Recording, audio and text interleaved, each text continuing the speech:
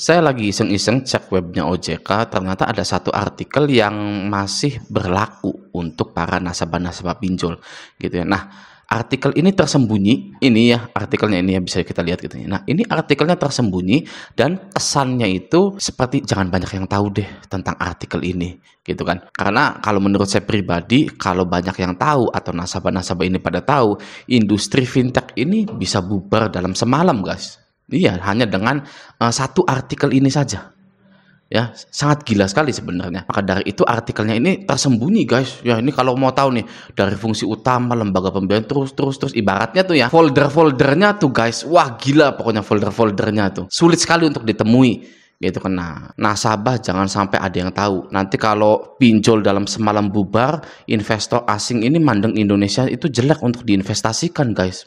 Gitu ya, itu dilemanya gitu ya. Tapi saya lebih memilih menghapus pinjol di Indonesia daripada mempertahankan investor asing di pinjol tersebut ya. Mending investor asing ini invest ke yang lain aja gitu loh, nggak usah ke pinjol-pinjol gitu. Udah pinjol mah bubarin aja gitu kan sudah memakan korban bunuh diri juga gitu. Nah, sekarang mari kita bahas artikel yang sangat tersembunyi ini. Ini bisa menjadi pegangan teguh Anda ketika Anda gagal bayar di pinjol. Oke, langsung saja kita bahas. Saya sudah membaca semuanya gitu ya. Nah, Anda itu sebagai debitur hanya perlu membaca di bagian ini saja.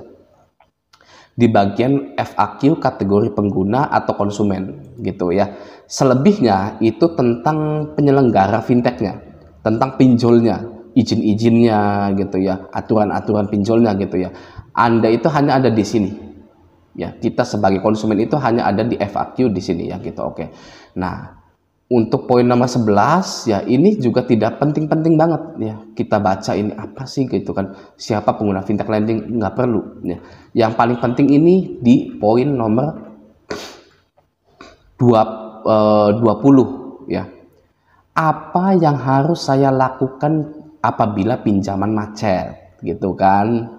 Nah, di sini pemberi pinjaman ya, pemberi pinjaman itu investornya pinjol ya, investornya gitu ya kan ya, bukan pinjolnya, investornya. Jadi yang memberikan Anda dana itu ya kan investornya, investor gitu ya, investor pinjol gitu ya.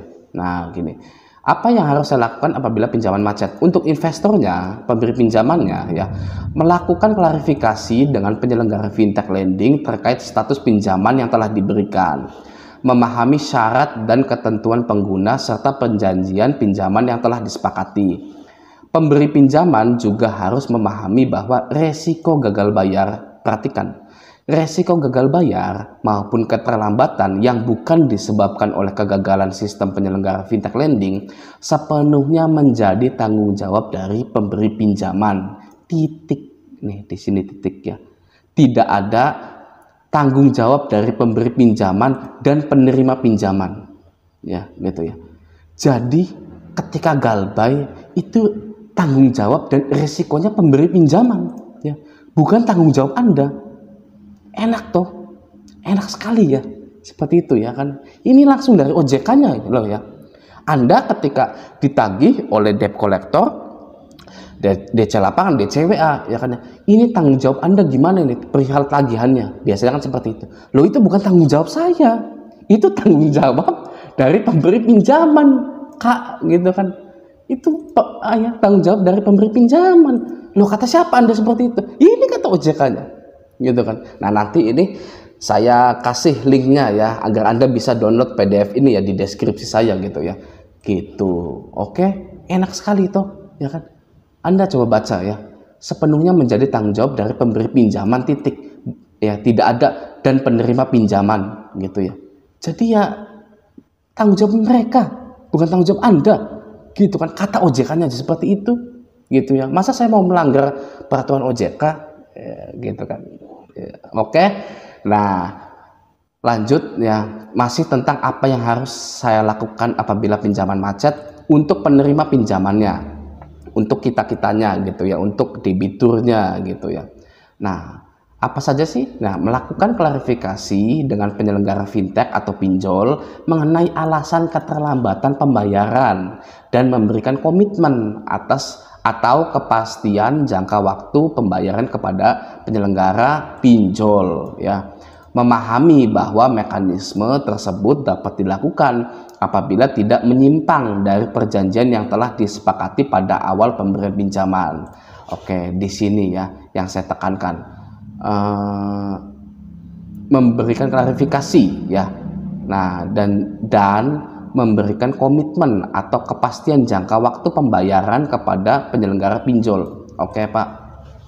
Saya berkomitmen ya, atau memberikan kepastian jangka waktu pembayaran kepada pinjol.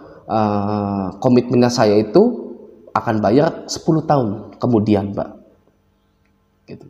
Ya karena saya mampunya 10 tahun kemudian, Pak.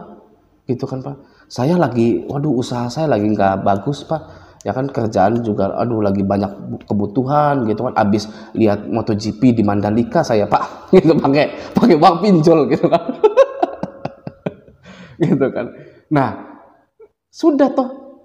Nah, Anda itu hanya perlu klarifikasi saja ya, dan memberikan komitmen atau kepastian jangka waktu. Nah, kepastian jangka waktu pembayaran, saya mampunya 10 tahun lagi, Pak.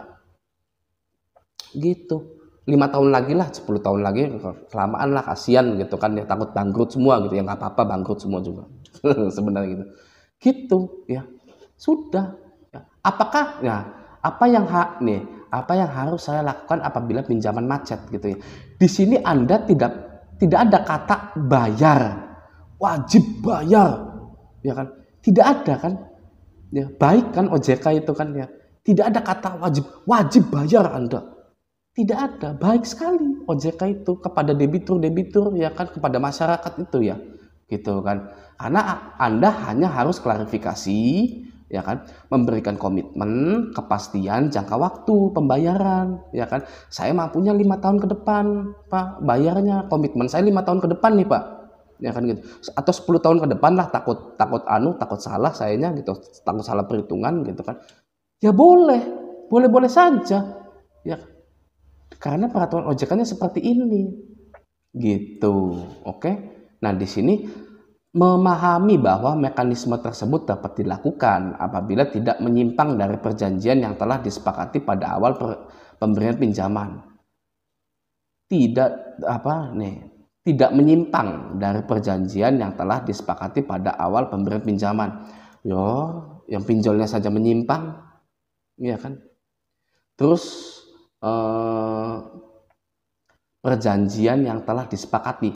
Saya tanya, siapa yang baca perjanjian yang telah disepakati pada awal pemberian pinjaman? Ada di sini yang baca, wah, banyak sekali, ya kan? Pastinya tidak ada yang membaca, gitu kan? Makanya poinnya ini di sini yang kita tekankan, oke? Klarifikasi bahwa saya itu tidak bisa bayar tagihan sekarang, ya kan, memberikan komitmen atau kepastian jangka waktu, saya mampunya 5 tahun lagi, sudah beres. Ini dari OJK-nya loh ya, bukan kata saya ya, gitu kan, sudah beres, begitu enak tuh ya, nomor 20 ini ya kan, gitu, jelas ya. Oke, nah terus nomor 21, saya dihubungi oleh debt collector, apa yang harus saya lakukan? Apabila debt collector menghubungi disertai dengan ancaman atau tindak kekerasan lainnya, maka pengguna dapat menghubungi pihak yang berwajib. Dalam hal ini Kepolisian Republik Indonesia.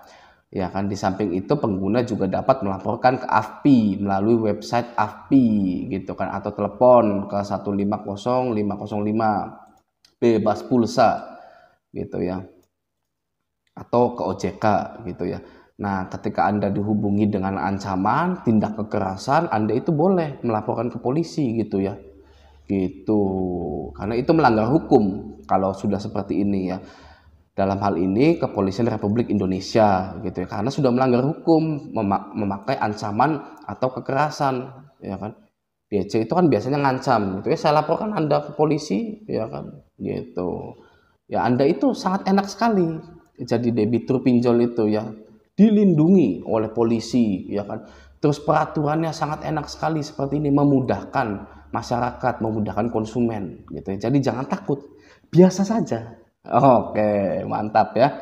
Sekian dulu video dari saya ya. Semoga dengan ini ya Anda lebih terbuka pikirannya ya, lebih apa namanya berpikiran cerdas lagi ya menanggapi pinjol-pinjol itu. Oke, sampai jumpa di video selanjutnya.